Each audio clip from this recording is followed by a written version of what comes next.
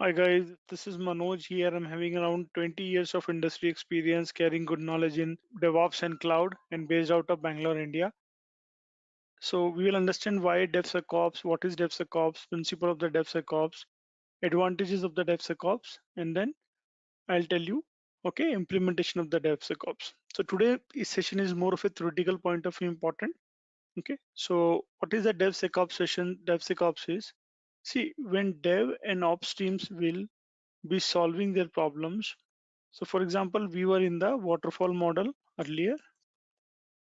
We were running our SDLC lifecycle in the waterfall model.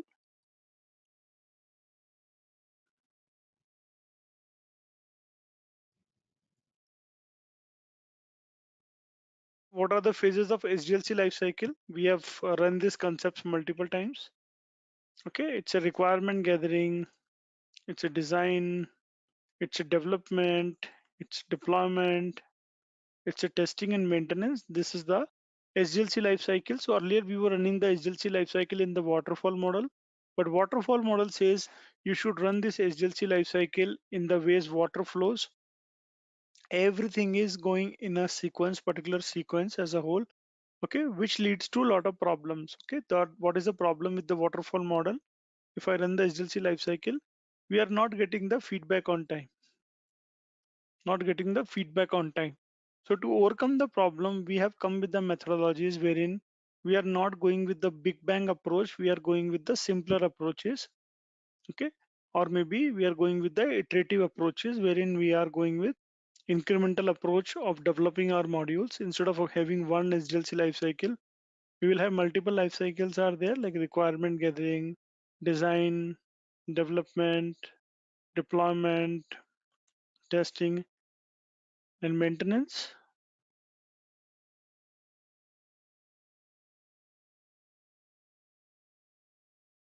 Okay, so this iterative approach is calling it as a what approach, guys? What is this iterative approach? We are calling it as a agile methodologies, right? We are calling it as agile methodologies. Okay, agile methodologies, and this life cycle is calling it as a sprint. So we have entered into the agile methodologies. Now, because of agile methodologies, we have come from month's time to the week's time or the day's time. It actually creates a lot of issues for us. Okay, and to overcome the issues, we have to automate a lot of things. So for developer, we have to a lot of things to be automated, code quality to be automated, and code coverage to be automated. And apart from that, builds packages to be automated.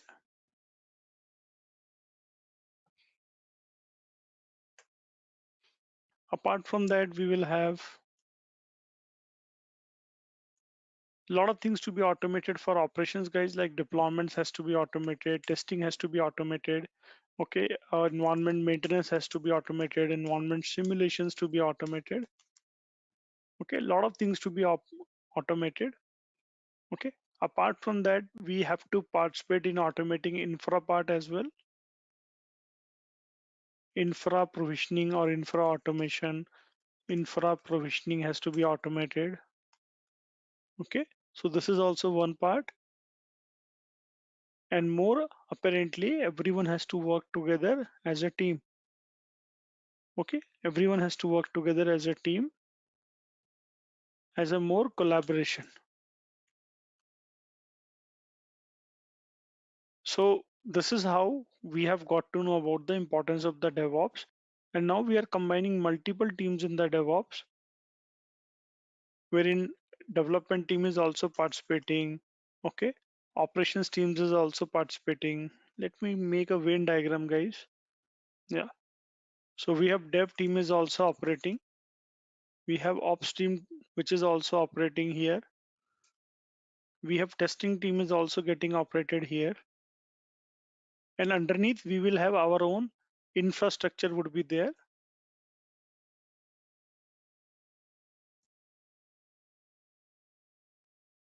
Okay, our infrastructure would be there. What is the biggest advantage of DevOps is there, which industry is utilizing? Cloud computing. Okay, huge automation And because of automation, guys, we can move nowadays in the cloud in very short span of time. Okay. So the biggest movement which is came into the market in last 5 years is cloud, right? Everyone agrees, guys, because of all this thing is being automated, we are gradually moving from on premises to the cloud infra.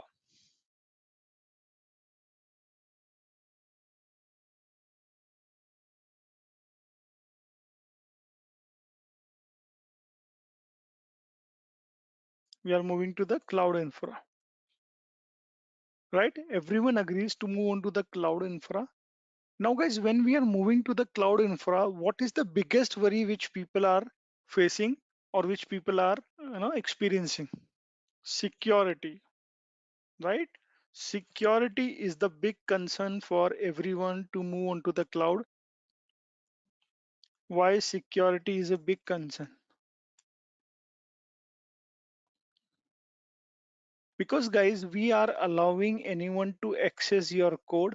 Cloud companies are saying we are very much secure. Cloud companies are saying that we are very much secure, but from your side also, you have to make sure that your data is in secure hand. Okay. Even cloud companies also run by some employees. So apparently or consistently, your data is not safe. So the biggest threat which has come into the market is that security is a big concern in the market because you are allowing your data to come into the cloud.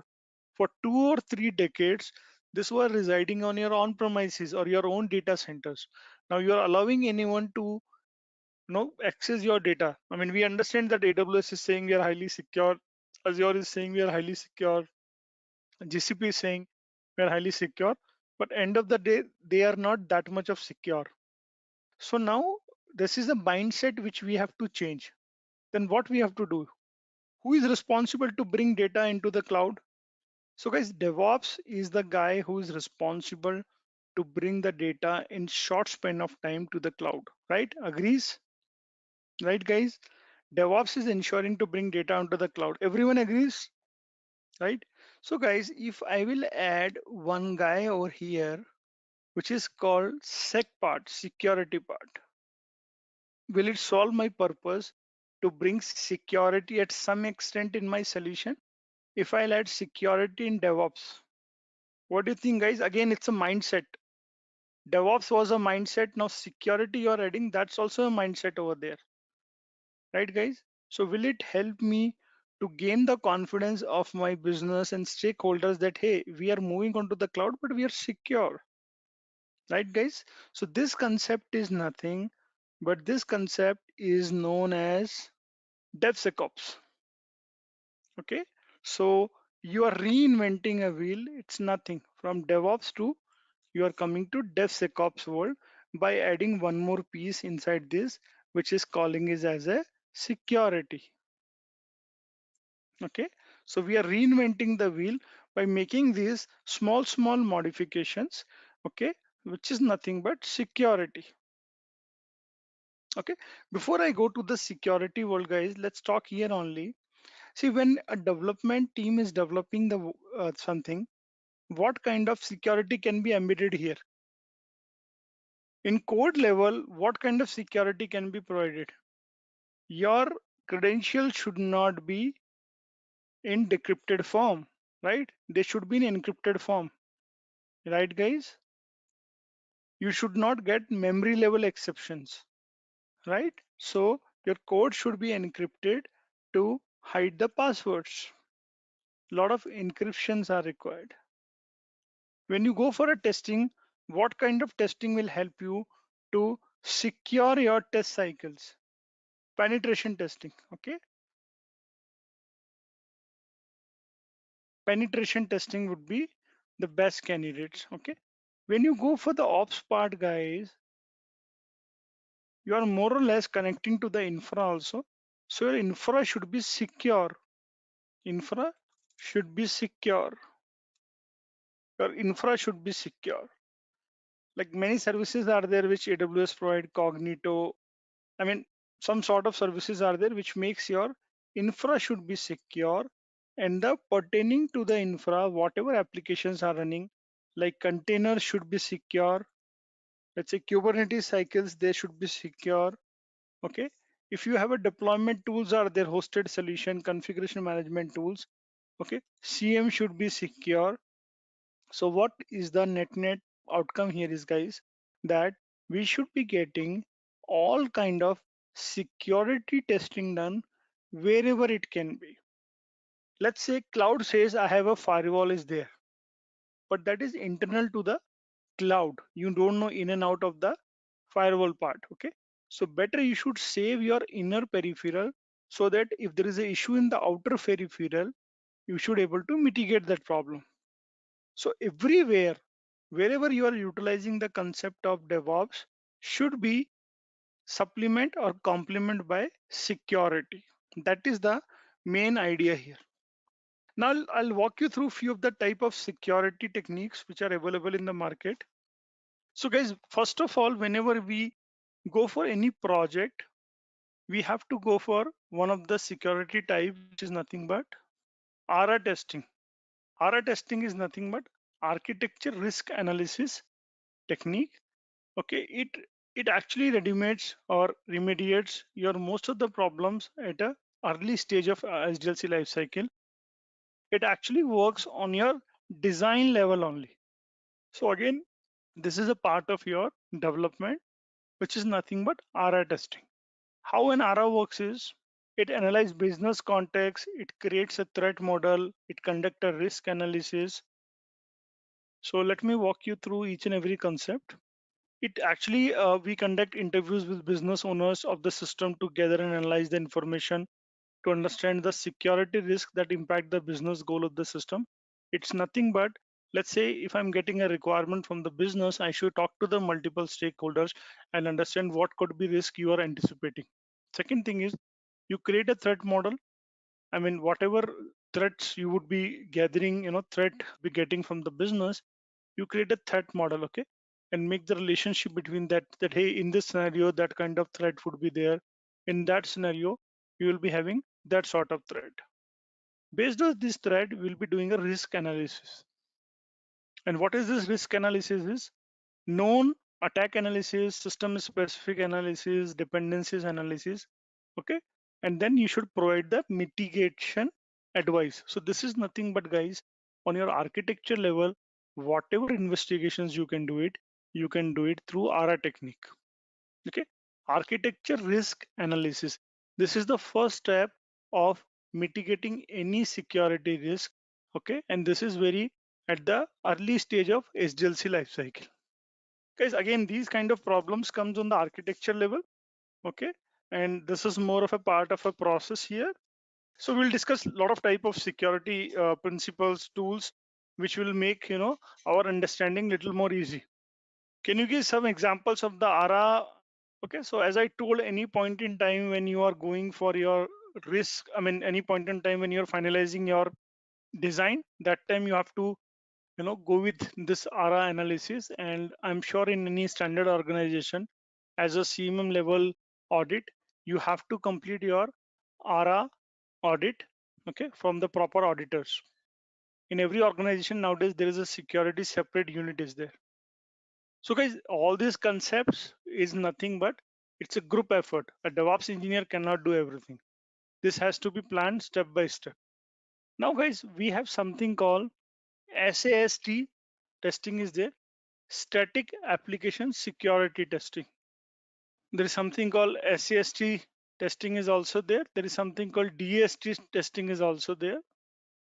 Yeah, this is SAST, and there is a dynamic AST also there. DAST testing is also there.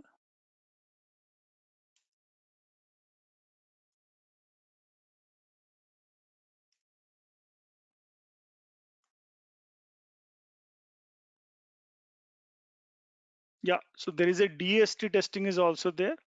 Okay, let's cover both the things one by one. Okay, this is from Coverity, static application security testing. This is one of the tool is there. And what it does is, so this SEST tool, you can integrate with your DevOps pipelines. Okay, and then it will help you to find out all kind of issues. Okay, you will have your on-prem or you're on the cloud. Okay, and your security analysis done through this tool, but this is getting your static components, okay, not dynamic components. For your dynamic components, you can go with a tool called HP45, which is known as a nowadays Micro Focus 45, which is nothing but a Micro Focus 45 tool. And if you want to compare CAST and DAST,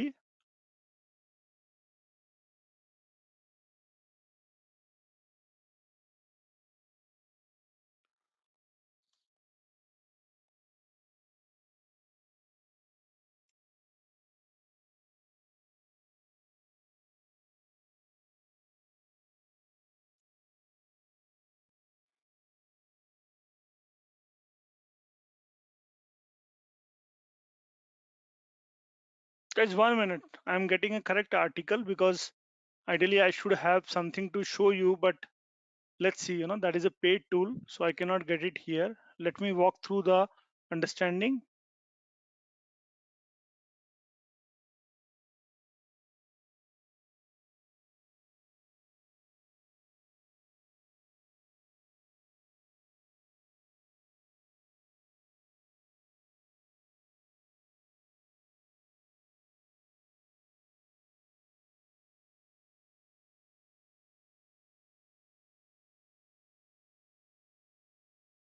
One minute, guys. Give me a minute of time.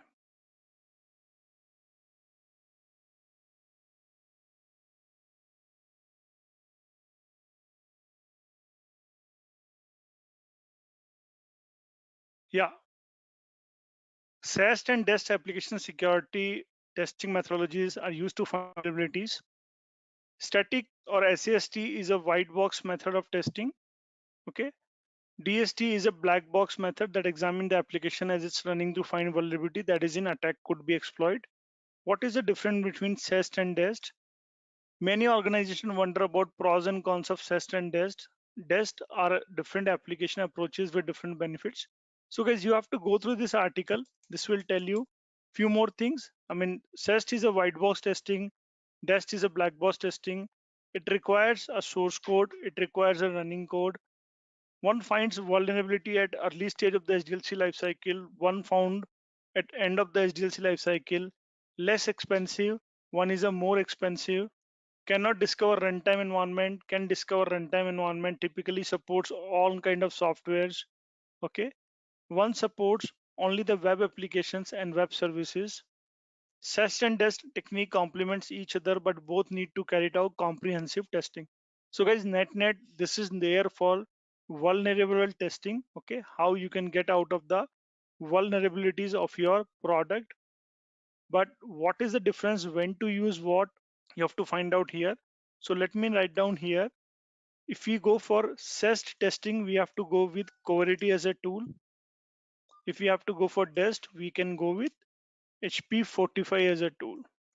HP45 as a tool. So it depends upon which tool you have to use. Coverity I haven't used. I use HP45. So per scan they charge $1,000. So we cannot bring in the demo. There is one more tool is there for DEST called Veracode. Okay, which is I believe open source. I've used mainly this HP45 tool in my organization. So DEST and SEST, these two tools are there. Okay, two techniques are there by which you will get okay understanding about these tools. Okay, and guys, one more type of testing is also there, which is called SCA. Okay, there is a comparison is there. What is SCA? Okay, let me bring that article also. SCA security.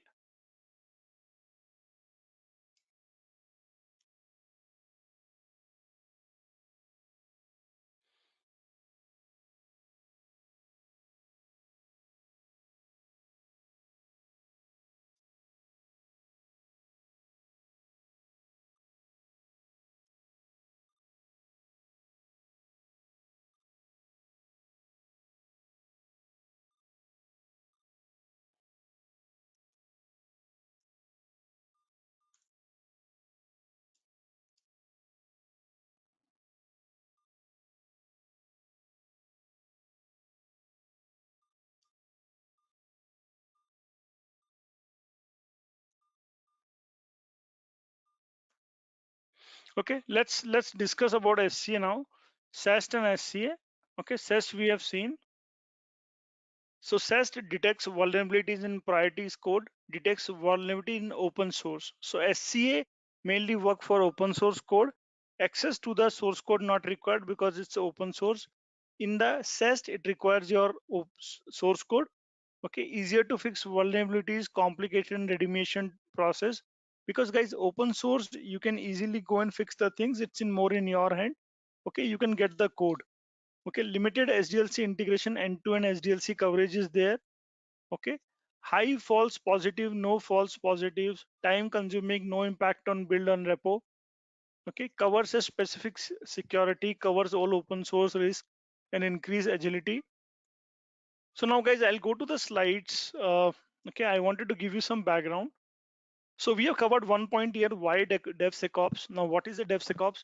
Incorporating sec principle in DevOps, that is called DevSecOps. Okay, very new concept to the market, guys. Even we are trying to incorporate. As I told, HP 45 costs $1,000 per scan, so it's not easy to even learn also and to teach also, but that is where the world is moving towards. So we'll discuss one by one each and every topic. Hackers always looking for ways to deploy malware. Okay, so you must be knowing that we are opening the doors to get our code onto the cloud. So definitely, hackers will be looking around to hack your code. So guys, I'll tell you one fact here. Yeah, so what is the best time of business for the online retail websites? Christmas time or Black Friday time or Boxing Day, right? This is the timings are there. So guys, I mean, these Amazon or maybe Walmart, I mean, in the backend, they pay hackers to hack others' website. For example, let's say Walmart website is hacked, then people will come to the Amazon website. Okay, so they pay a huge amount to the hackers, and that is how they are surviving. So they're ready to, uh, you know, uh, block your business, okay, and deploy malwares. Okay, so they are well prepared to handle all these things. Okay, so development, DevOps, operation. This makes okay a DevOps plus information security is getting into it, and then it has become DevSecOps. We have just discussed all these points. Okay, when security is getting added, it has become DevSecOps. Now, what is a DevSecOps? DevSecOps is basically security enabled in the DevOps. It's an early integration of secure culture, tools, practices.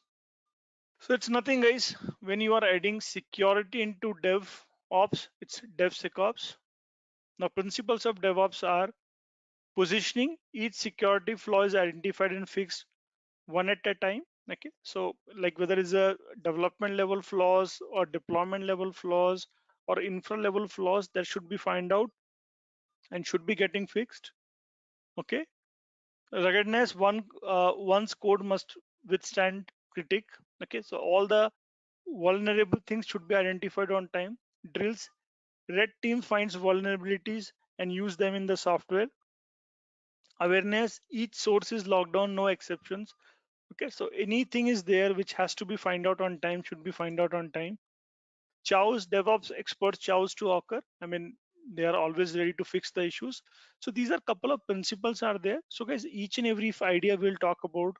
DevOps team is on the head of everything. So chows is one of the key factor here. Awareness, people should be aware of something comes up, you have to fix it. Okay, red teams, they are always try to find out vulnerable things and you know use them in software to find out the things. Positioning, each flaw has to be fixed on time and everyone's code has to be fixed. Now, advantage of DevSecOps. So advantage of DevSecOps, guys, few of the advantages which is listed. Spot vulnerabilities and bugs early. So which kind of testings are there, guys, to figure out spotting the vulnerabilities on time or at the early stage of the life cycle, SDLC life cycle? Guys, what type of analysis is there which will help us to spot vulnerabilities on time or early stage of the life cycle? I read through one slide and it was mentioned there, SAST, right? SAST, DAST is for later stage of the life cycle. Okay, Do we need to have an environment required for SAST or it is required for DAST? Yeah, SAST environment is not required. DAST is required. For SAST, just code is required. Source code is required. Leverage open source with confidence, because if your open source is kind of error free, vulnerable free, then you can leverage it confidently. Save cost on resource management. If you are detecting your all the problems at the early stage of the life cycle, you are actually saving a lot of cost. Make developers security aware. Yeah, so since you are doing all this testing on time, SAST testing on time, you're actually making your developers to be more security aware. Reduce legal risk and liability. I mean, so when your data goes to the production, if something goes happen, you would fall into a big legal problems. So there was a company in US called Target. They got into compliances because a hacker hacked their inventory of credit cards, and they were sued by US government with $250 million. Okay, this is a case study also. $250 million. Okay, so it was a huge loss for Target. Implementing DevOps, guys, this is the most important section which I tried to explain earlier. So we have multiple areas are there. Development areas are there wherein we are using IDE, pre-commit hooks, third-party component scan, version control system wherein we have repositories are there, scan is there, secret management is there. So guys, repository scan, when we talk about, there is a repository reviews are there. Have you heard about a tool called 𝐸𝐻𝑝? 𝐸𝐻𝑝 was used for security scan in repository scan. Pre-build static app security testing, post-build dynamic app testing, container and cloud security testing. In QA time, you will have security testing is there. In staging time, you have penetration testing, manageability testing is there. In production, you have IAS compliance as a code testing is there. So different type of testing techniques are there at different point in time. But what states what, that is mentioned in the next slide. Monitoring and alerting security is there. So what are the testing and tools are required? So when you go for CI/CD pipeline, pre-commit checks. So guys, pre-commit checks as in before your code gets entered into your version control system. So there is something called proactive DevOps is there. This is the part of proactive DevOps. There is a commit time checks are there. When the code gets committed, what checks you want. Build time checks, when your actually builds are happening, what checks you want. When you are testing it, what checks you want. When you deploy the code, what checks you want. So pre-commit checks is, guys, the time before you commit the code, the moment you commit the code, the moment you start the build, the moment you test your okay code, the moment you deploy your code. So when you commit your code, you should make sure that your ARA testing is completed. So what is ARA testing, guys? Wherein we are doing threat modeling also, we are doing code review also, configuration reviews also. What is called ARA review, guys? Architecture risk analysis, right, guys? Remember, when you go for the ARA test, ARA point of time, we have to check architecture risk analysis. We have discussed, okay? So that is before your code gets commit into your version control system. You should make sure it has been completed. Then your commit time, compliance and build code runs SES tools, okay? So what is the SES tool we have discussed? That is HP45. It will do the testing for your, not HP45, Coverity.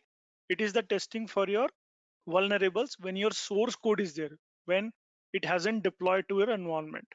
Okay, it will gather the metrics like what is good, what is not good about your code. Then your build time checks are there. Okay, here you will have comprehensive test is there. SCA is there. We have just discussed about SCA. Okay, risk based security analysis is there. Gather metrics are there. Break the builds are there. Now test time checks are there. Here dest has come. Why dest has come over here? When we do the testing, during testing or this time, do we have our environment ready? Can we do the testing without having code deployed into the environment? No. Okay, so once your code is deployed, your environment is ready. That time dest testing is there, which we have discussed. So SEST and dest. SEST is for your code, source code. Dest is for your environment. Then you will have your deployment checks are there. Okay, pre-deployment check, post-deployment check, In pre-deployment checks, you will have configuration management testing is there. Why we will have configuration management testing is required? So guys, if let's say I'm picking a chef hosted version of the configuration management, and that point in time where my chef is hosted, chef master is hosted on the cloud or on premises? On the cloud, right guys? On the cloud it is being hosted. Okay, so we need configuration management testing also, because we are not aware where it's being hosted. It might have some security issues. Okay, post deployment, what we will have: bug bounty program, threat intelligence, vulnerability scanning, security scanning. That is your application level scannings. So guys, with that, I'll wrap up the session. Hope you guys enjoyed the session. And thanks for joining, guys. Thanks for your time. Bye for now.